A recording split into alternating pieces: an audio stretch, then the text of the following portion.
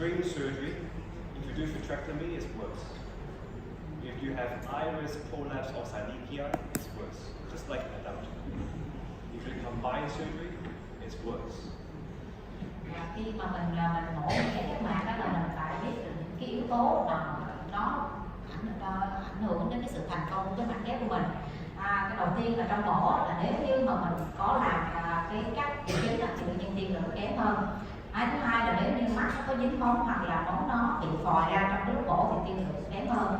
Và đặc biệt là nếu như mình phẫu thuật phối hợp nhiều cái phẫu thuật một lúc thì tự nhiên nó sẽ tiên lượng kém hơn nếu như mình làm từng phẫu thuật một. And after surgery, as I said, pressure is important, glaucoma control. The blood vessels we know from adult work is also important. And the follow-up is steroids. If they don't come back, and if they have a rejection, the families out there, they don't come back to you, you will definitely fail. Và cái thứ ba nữa là sau mổ đó thì nó cũng có những cái kiểm soát. Thứ nhất là cái áp lực nội nhãn như là kiểm soát cái hormone rất là quan trọng. Cái thứ hai là cái tân mạch thì chúng ta biết đối với ghép giác mạc nó cũng tương tự như ghép giác mạc người lớn, như vậy vấn đề nó cũng đến rất là nghiêm trọng ha.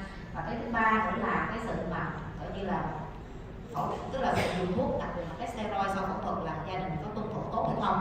Tại vì nếu như đứa trẻ nó không tuân thủ tốt, gia đình nó không nhận thuốc cho bé tốt thì cái mạch ghép sau một thời gian nó sẽ fail.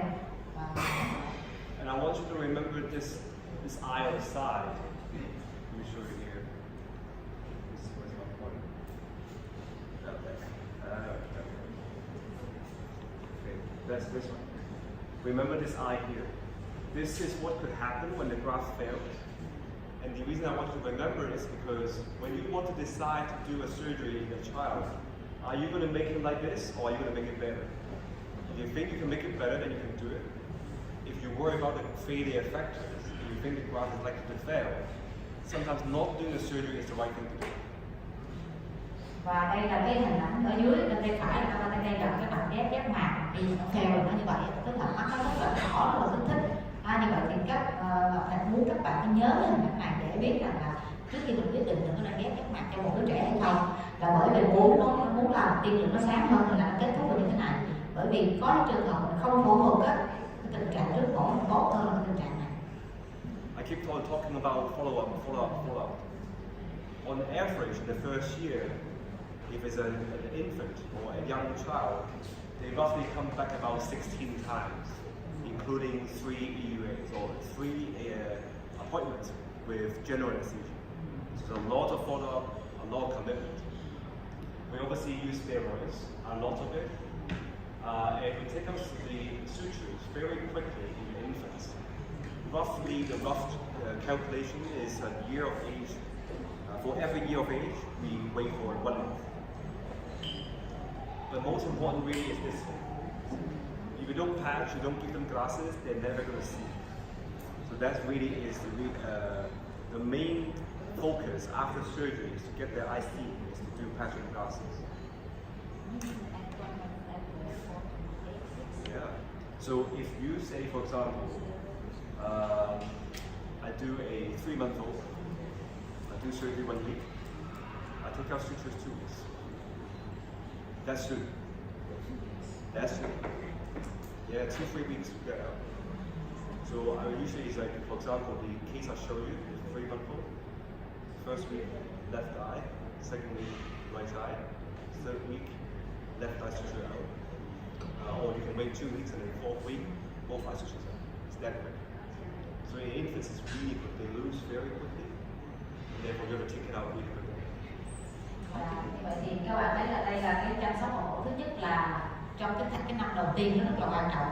Tức là tổng cộng trong một năm đầu tiên đứa trẻ nó phải đi khám 16 lần và trong đó có 3 lần là được khám men, tức là khám với tình trạng gây mê liên quan đến tình trạng của cái giác mạc. Và thường khi mà dùng steroid là dùng phải được uống nữa, nhưng các bạn thấy là prednisolone 1 mg một ký. Và khi mà cắt chỉ thì đối với trẻ con nó khác, nó ổn chỉ rất là nhanh, cho nên thường là chỉ cắt chỉ trong vòng 4-8 tuần. Ví dụ như là cái cam Peter Anomaly đó 3 tuần á thì mổ mắt 1 tuần sau, mổ mắt đầu là 1 tuần sau, mổ mắt bên kia là 1 tuần sau là chuẩn bị thì cắt chỉ của con mắt đầu tiên đó, là tuần sau nữa là cắt mắt thứ hai tới 4 tuần sau mổ là cắt hết chỉ. Vì ở trẻ con nó ổn chỉ rất là nhanh. I already talked about follow-up. I already talked about classes and they were here. So just something to remember that the family has to be committed, otherwise there's no point to do. Và cái quan trọng của sau mổ đó là phải che mắt để mà điều trị nhược thị. Vì đây là một cái vấn đề rất là quan trọng để giúp nó phục hồi thị lực cho bệnh nhân.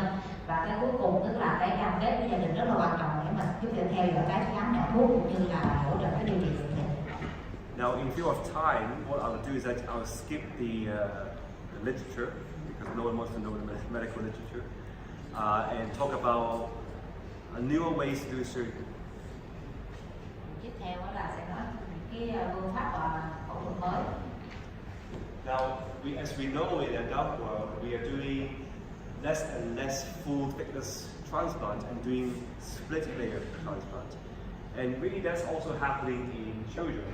So for some of these conditions here, like dermal, shed, PBCD, or this one here, that positional, what we call MPS, we can also use lamellar surgery, like ALK, down, DSEC, or DVAC to try to help. These are all emerging techniques.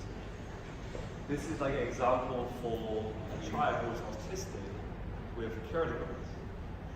And you can see that by doing it down, the surface is much better. He will never tell you how many letters he sees, but you know his function is improved because he can start eating and drinking on good. Thì tiếp theo là nói về cái ghép lớp. Chúng ta biết rằng là bây giờ cái xu hướng của ghép giác mạc tức là mình chỉ thay thế cái lớp bệnh lý thôi để trẻ con. Vậy ví dụ như những cái bệnh lý thì như những dermoid hoặc là tức là cái u bì hoặc là những cái lắng động giác mạc vân vân, hoặc là những cái jet tức là những nội mô không, tức là bệnh lý nội mô mình chỉ thay lớp nội mô. Thì ví dụ có thể là ghép lớp trước sau hoặc là ghép nội mô cũng giống như người lớn. Thì đây là cái trường hợp cái đứa trẻ nó là bị tự kỷ mà nó bị keratoplasty, tức bị giác mạc chóp, thì được ghép đó tức là ghép lớp trước sau. Thì chúng ta thấy là cái sau mổ chúng thấy cái đường cong giác mạc nó trở về như bình thường hơn là so với cái phần trước. Và đương nhiên cái đứa trẻ này nếu bị tự kỷ thì nó sẽ không nói cho mình biết được là nó sẽ nhìn thấy được thêm bao nhiêu hàng. Tuy nhiên mình miễn sao mình thấy đứa trẻ nó sinh hoạt tốt để mà nó tự ăn tự uống được thì cũng đó là cho mình biết được kết quả của nó là tốt. So this is a surgery that I did during my fellowship for MPS, which is milk-reported psychosis. In this particular case, it's Hurler syndrome. Again, it's rare. And the difference in a deep anterior lamellar or lamellar keratoplasty for this 8-year-old is that you cannot do it well. It won't hold. You have to do a manual dissection. Đây là cái trường hợp mà một đứa trẻ nó 8 tuổi nó bị cái bệnh mucopolysaccharides nó lắng động trên giác mạc, nó làm giác mạc bị mờ. Thì đứa trẻ đến 8 tuổi thì với cái trường hợp này thì khi mình làm ghép lớp trước đó, gần như mình không có làm cái đó được, từ ghép lớp trước sau được, từ bởi vì mình không thể nào bơm được cái bóng hơi để mà tạo thành cái bước bubble để mình tách cái DCB ra khỏi cái nhu mô trước được. Thì trong trường hợp này thường là mình phải làm bằng tay thôi. Now you can see the difference between the dissected and undissected area, how clear it could be. Và chúng ta thấy có cái sự khác biệt cái thuốc khoan cái lúc của mình khoan ra mà phía ngoài nó đục như thế nào, cái chỗ mình ghép bên trong như thế nào. You'll never be 100% clear because it's not a full thickness transplant. But because you save the endothelium, you basically eliminate the chance of rejection. In a pediatric PKP, on average, if you look at the literature, endothelial rejection rate is 50%. So in here, if you do ALK, probably stromal rejection is about 1%. So that's why you want to choose to do lamellar if possible. Thêm nữa là ví dụ ở đây cái hình này, bởi vì khi mình ghép lớp trước như trước cái trường hợp cái ca này mà mình không lấy được hết cái lớp nhu mô đục lên thì đương nhiên nó không, cái mảnh ghép nó không có trong hoàn toàn. Tuy nhiên chúng ta phải biết rằng là đối với trẻ con á, thì theo sách vở đó thì cái tỷ lệ thải nội mô á, nó tới 50% rồi. Cho nên nếu mà mình ghép lớp trước này mặc dù mình trừ lại một ít nhưng mình giữ lại được cái lớp nội mô cho bệnh nhân á, thì cái tiên lượng mạch ghép về sau nó cũng tốt hơn, bởi vì cái tỷ lệ mà thải nhu mô nó chỉ có 1% thôi.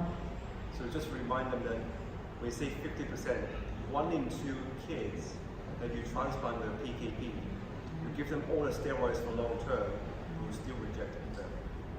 50%. Các bạn phải lưu ý là đối với trẻ con nha, tức là khi mà mình ghép giác mạc thì cái tỷ lệ thải ghép cái 50%, có nghĩa rằng là cho dù mặc dù các bạn là sử dụng steroid như là thời gian rất là dài đi nữa thì cái tỷ lệ thải ghép nó vẫn là 50%. Thì đây là cái con số mà mình muốn các bạn phải nhớ khi mà thực hiện cái ca ghép giác mạc xuyên của trẻ con. So that's why follow-up is important. Make sure they follow up, the parents know what to do. Otherwise it's impossible. Và do đó cái theo dõi của bệnh nhân là cực kỳ quan trọng, tức là cha mẹ là phải tuân thủ đúng cái điều trị và để đưa trẻ nó đi tái khám để đảm bảo cái kết quả sau mổ nó tốt. Now you may see more dermoids in some other places. So this is a dermoid that I did maybe about 6-7 months ago. It's atypical because it's inferior. We are very fortunate we have an OCT. Okay. Và đây là một cái trường hợp mà u bì ở phía dưới ha, rất là khá là hiếm gặp cái trường hợp u bì ở vị trí này và thầy đã ghép là ALK cái ghép lớp trước cái hình kia là OCT. Remove the conjunctiva first to expose the dermal. Đầu tiên là chúng ta sẽ mở cái màng để mà bộc lộ cái u bì này ra.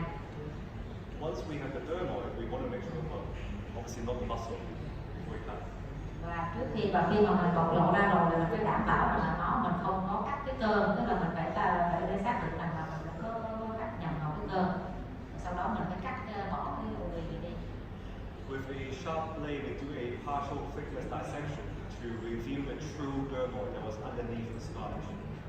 Và sau khi mà mình dùng cái dissector, tức là cái sắt á, mình bóc tách cái sẹo ở trên để mình thấy rõ thực sự là cái u bì nó nằm ở phía dưới đó các bạn.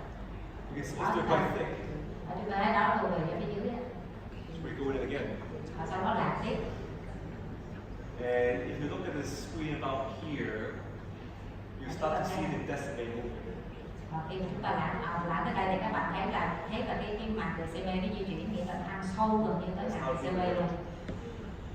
At that point, then we do a graft. We don't cut it anymore because we're all crazy.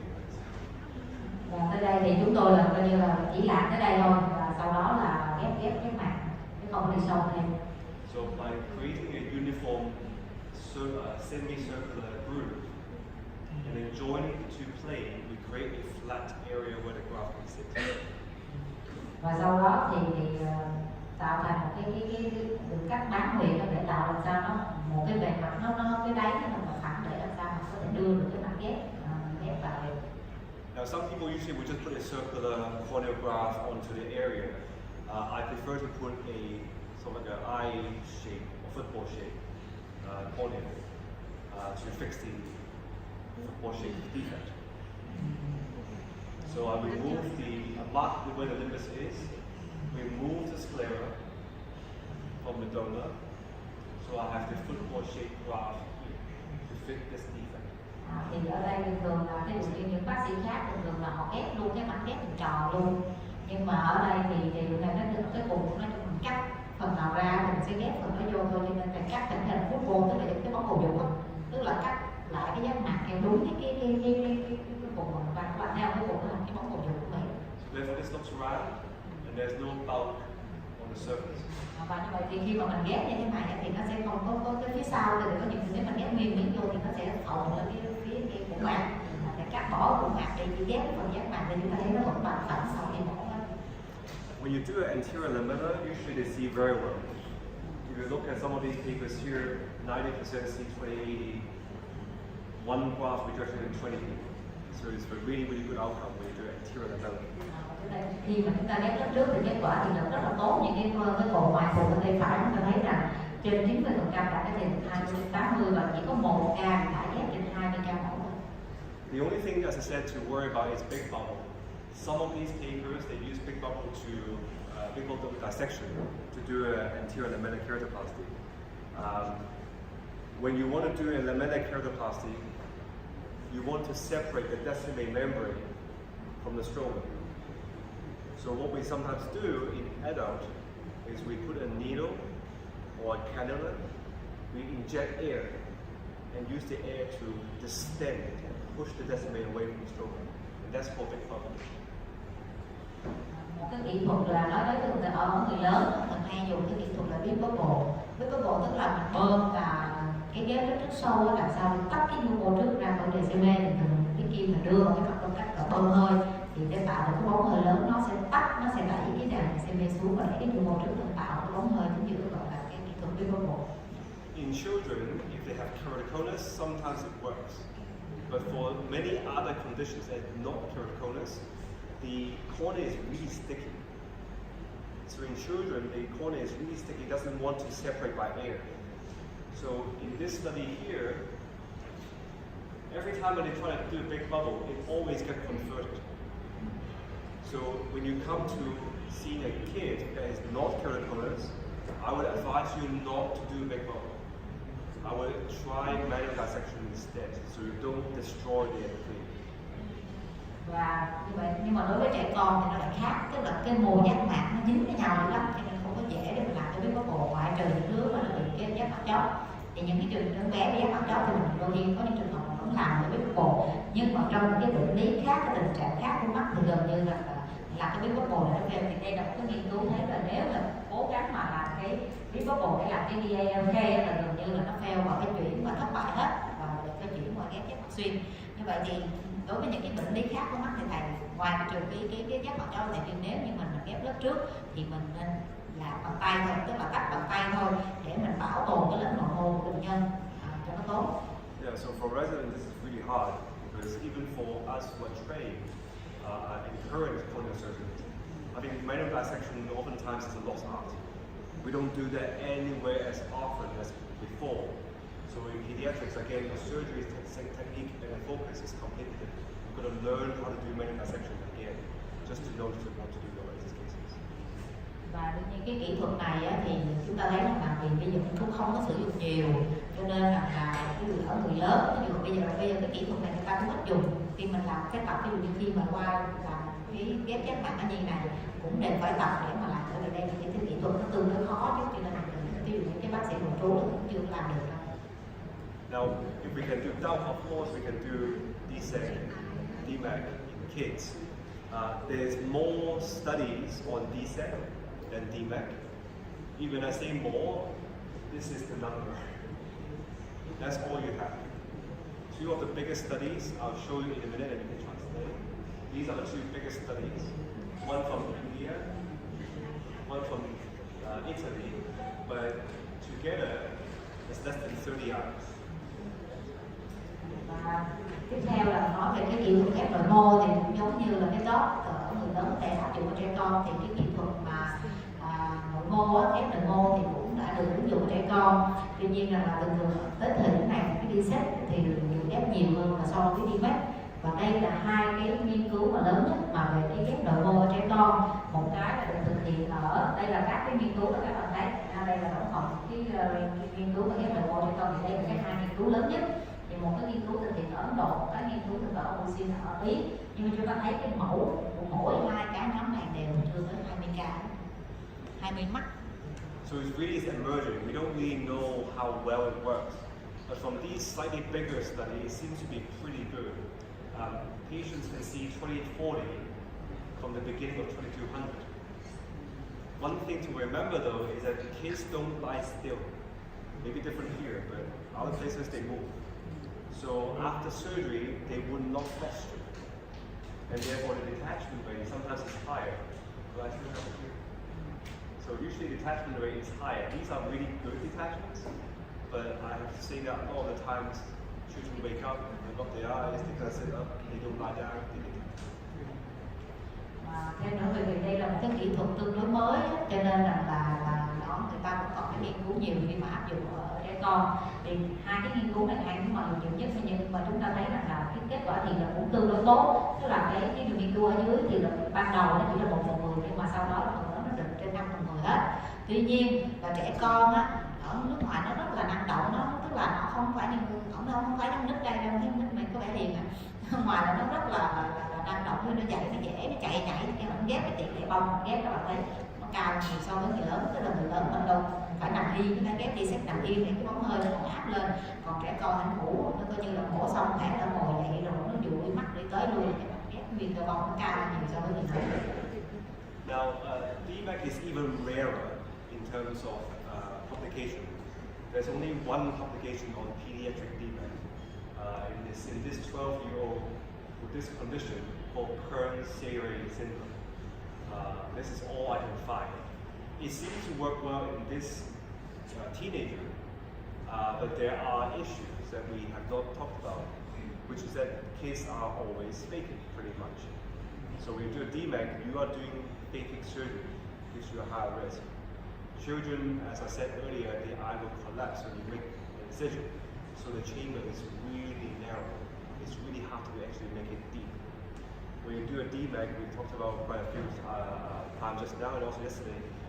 When you have a chamber that is that shallow, the graft will basically stuck. Doesn't open, doesn't close, it's just stuck. So there are some issues in kids to, before you say let's do a DMAC, which seems ideal surgery, but there are some difficulty in implementing surgery in kids.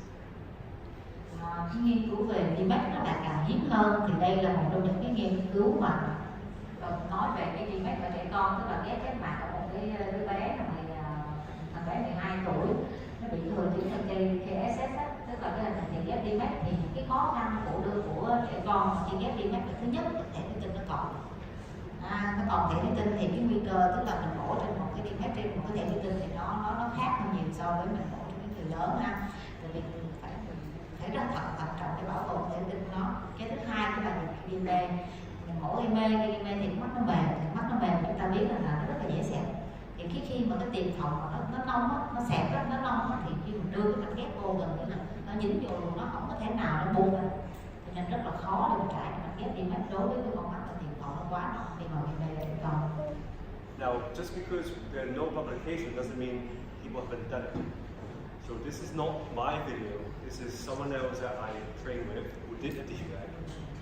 So if there were complications caused, it wasn't me. Okay. This is a 6-year-old in Australia. We in Canada peel our own graft, so we do our own peeling. Thì đây là một cái mặc dù là chưa có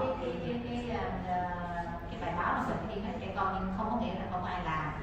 Thì đây là một cái video về ghép chất mạc DMAC của một cái trẻ con tới 6 tuổi nó bị cái anemia, cái độ tật không có mắt ở Canada, tức là một cái chỗ không thể hóa bệnh. You make a stronger window. That's how you make a mark. Have you ever thought about how to have the S get there? Chúng ta thấy giống như là ở bên thì Anthony là chữ S thì đây là đánh dấu ta đặt khoan cái nhỏ ta đặt cái cửa sổ là chữ F để mình đánh dấu cái mặt.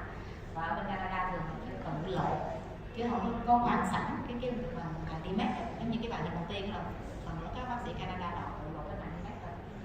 So this one is a double window. It's fantastic. You see this eye? You don't see anything. Mắt này chúng ta thấy không có thấy gì trơn. So this is a failed graft, so it's ideal for DMAC. But the problem is that the kid is anaridic and faking.